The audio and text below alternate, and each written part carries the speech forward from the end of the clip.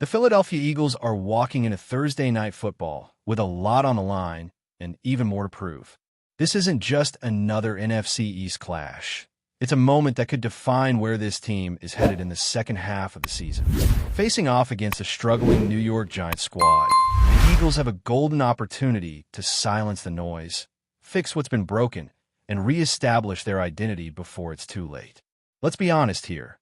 The Eagles' offense has been one of the most frustrating units to watch in the league. Through 5 games, it's been a roller coaster of inconsistency. There are flashes of brilliance, moments where Jalen Hurts looks like an MVP again, but those moments are too few and far between. The numbers back that up. Philadelphia is 12th in points per game, which doesn't sound bad at first glance. But when you dig deeper, you find that they're ranked 30th in total yards per game and sit at 29th in yards per play. That's a red flag. The offense is sputtering, not stretching the field, and certainly not controlling the clock the way they need to if they're going to compete with the league's top-tier teams. The run game, supposedly one of the Eagles' foundational strengths, has completely stalled.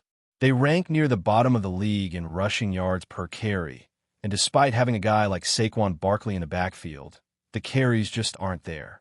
Against Denver, Barkley touched the ball only 6 times. 1 carry in the second half. 1. That's not just bad strategy. That's a betrayal of your own team identity. This team is supposed to be tough, physical, built through the trenches. But they've gotten away from that, and it's hurting them. Meanwhile, the passing game is just as inconsistent. Jalen Hurts is clearly more comfortable attacking man coverage. His completion percentage, passer rating, and overall command all skyrocket when he's facing man. But when defenses switch to zone, everything changes. His completion rate plummets to near the bottom of the league, and the offense loses all rhythm. That's not just a quarterback issue. That's coaching, that's scheming, that's play calling. Kevin Patullo, now under a lot of heat, hasn't shown the feel for the game that you need from a play caller at this level. It's about rhythm. It's about sequencing plays.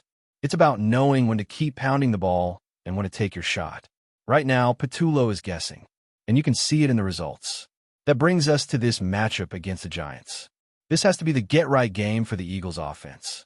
There's no excuse anymore. The Giants have one of the worst defenses in football, especially against the run. They're giving up over 5 yards per carry and nearly 140 yards on the ground per game. If the Eagles can't establish a dominant run game against this defense, if they can't impose their will at the line of scrimmage, then you have to start asking serious questions about where this team is really headed. And this isn't just about numbers or execution. It's about coaching. The Eagles are constantly shooting themselves in the foot with pre-snap penalties, missed assignments, and poor situational awareness. Against the Broncos, they had drive-killing penalties, dropped passes, and failed to capitalize on red zone opportunities. A huge pass to Devonta Smith was wiped out because Saquon didn't get set before the snap. That's basic stuff. That's a discipline issue, and that's something that needs to be cleaned up immediately. The offensive line, once the crown jewel of this team, has also looked out of sync. Jordan Mailata has played well, and Lane Johnson has been solid when healthy. But overall, this unit hasn't dominated the way they should. Against Denver, they gave up 6 sacks. And now they face a Giants defensive front that might not be complete, but it is dangerous. Dexter Lawrence is a monster on the interior, and Kayvon Thibodeau has been playing at a high level off the edge. If Philadelphia's O-line doesn't bring its A game, it could be a long night. But here's the thing. This Giants team is just not very good. They're bottom tier in almost every major statistical category. They're not scoring points. They can't convert on third downs. They can't move the ball. They're near the bottom of the league in red zone efficiency. And their wide receiver group is arguably the weakest in the NFL. Darius Slayton is their number 1 option. Behind him, it's a bunch of question marks. That's not going to help a young quarterback gain confidence or stay competitive against a defense like Philly's. Defensively, the Eagles haven't been lights out, but they've been good enough to win if the offense holds up its end. A big reason for the fourth quarter meltdown against Denver was fatigue. When your offense is going 3 and out over and over, your defense is going to wear down, especially at altitude. Still, the Eagles are top 10 on third downs and top 3 in red zone defense. That's not a fluke. That's execution, that's preparation, and that's grit. So if there was ever a time for this team to put it all together, it's now. This game has all the makings of a turning point. The offensive line has to assert dominance early.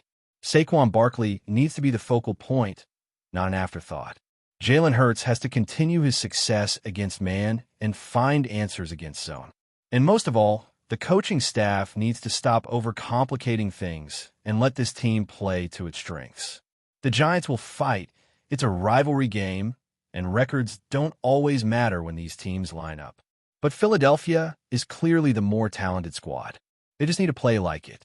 If they come out and punch first, if they control the pace, if they play clean, physical football, they should walk away with a dominant win.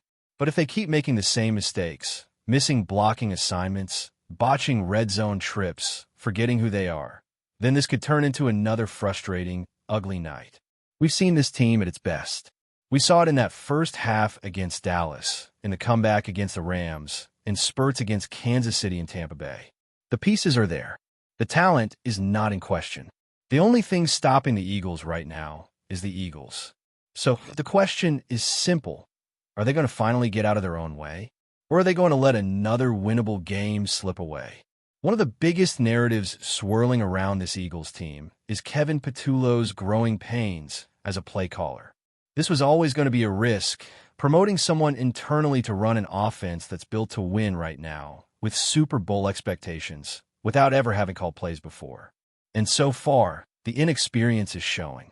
There are stretches where the offense looks like a well-oiled machine, stringing together drives with balance and tempo, but then the wheels fall off. It's the lack of sequencing, the failure to build off successful plays, the inconsistent commitment to the run. All of it adds up to a unit that can't find its rhythm for a full 60 minutes. You can see it in how they've handled Saquon Barkley. Against Denver, he was cooking early, had a 17-yard run that clearly exposed a weakness in the Broncos' defense. And then, that play was never called again. Barkley finished with just 6 carries, 1 in the entire second half. That kind of decision-making kills momentum. It also sends the wrong message to your offensive line. This is a unit that helped Barkley rush for 2,000 yards last season. They know what they're capable of, and when you abandon the run that early, it undercuts their physicality.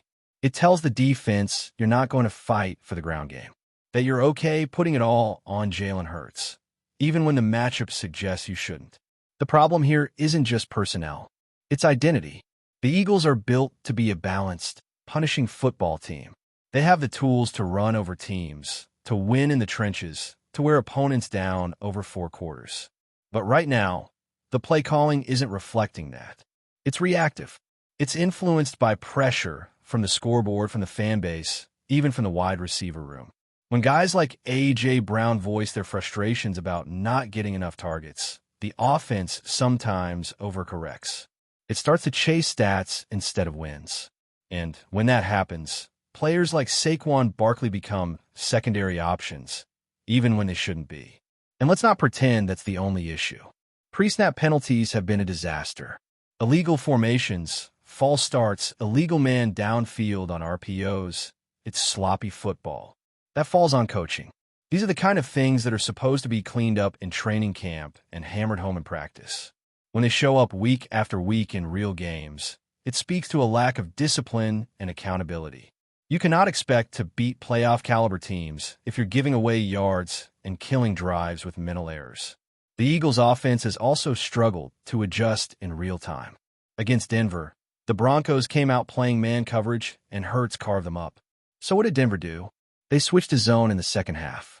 Simple adjustment, right? And yet the Eagles had no answer. They completely stalled. That's where a seasoned play caller makes a difference. Someone with a feel for the flow of the game can recognize that shift and dial up the right response. But Patullo didn't. The offense froze. The creativity disappeared. There was no plan B. That brings us to the offensive line, which needs to get back to dominating games the way we know they can. Against the Broncos, this unit gave up 6 sacks. Yes, there were times when Hurts had time to throw, but there were also plenty of moments where the line simply got beat. Landon Dickerson has been playing through injuries and hasn't looked right. Cam Jurgens got a big contract extension, but hasn't played up to that level. Lane Johnson has been reliable, but he's also been dealing with his own availability issues. The group as a whole hasn't looked cohesive, and that lack of continuity shows up in their run blocking and in their pass protection. If they don't tighten things up, the Giants' defensive line, which is far better at rushing the passer than stopping the run, could cause real problems. The Giants' front isn't the issue. It's their secondary. And if the Eagles can get the ground game going, that will open up the passing attack and allow Jalen Hurts to exploit mismatches down the field. But again, that only works if you're willing to commit to the run. You can't go pass-heavy just to keep certain players happy. You have to play smart football. That means staying balanced, avoiding obvious passing situations, and keeping the defense guessing. Another piece of the puzzle that needs attention is execution in critical moments. We're talking third downs, red zone trips, and the opening drives of each half. So far this season, the Eagles have been far too inconsistent in all three areas. 2 for 11 on third downs against Denver? That's unacceptable. And it wasn't just about bad play calls. It was mental errors, dropped passes, and breakdowns in timing.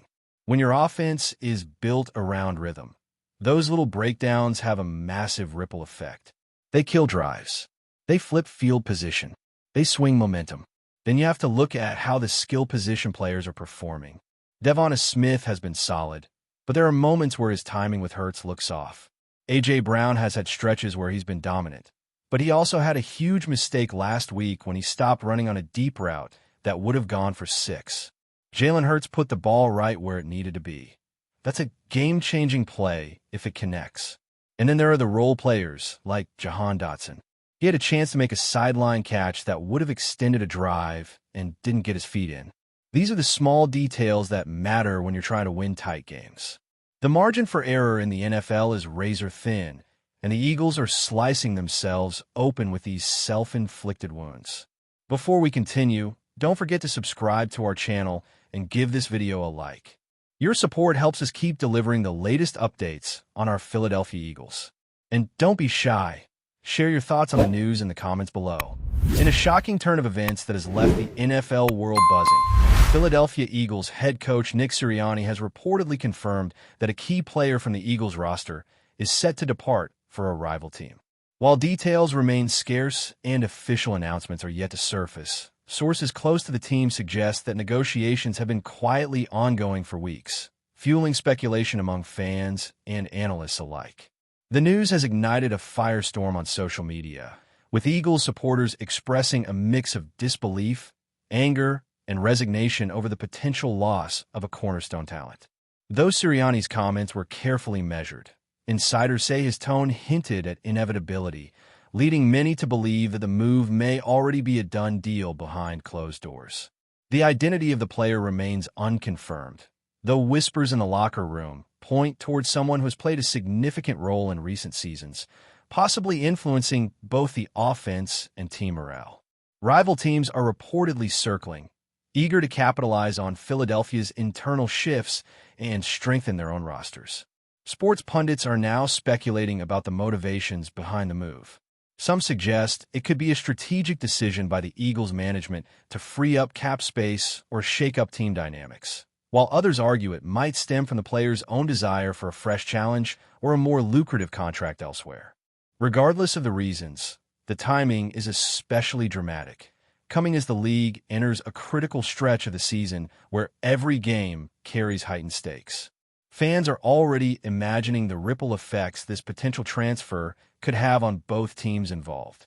Analysts predict adjustments in play calling, roster depth, and even locker room chemistry, with the Eagles needing to regroup quickly to maintain their competitive edge.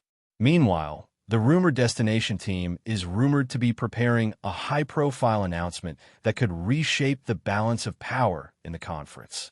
As the story continues to unfold, the NFL community watches with bated breath. Will this move be a calculated risk that pays off for Philadelphia, or a bitter loss that haunts the Eagles for years to come? For now, the buzz is undeniable, and one thing is certain. The rumor mill surrounding this sudden departure has electrified fans, ignited debate, and left everyone eager for the next twist in this unfolding saga. That's it for this update. If you enjoyed the video and want to stay updated with exclusive news about our Philadelphia Eagles, be sure to subscribe to our channel and hit that like button.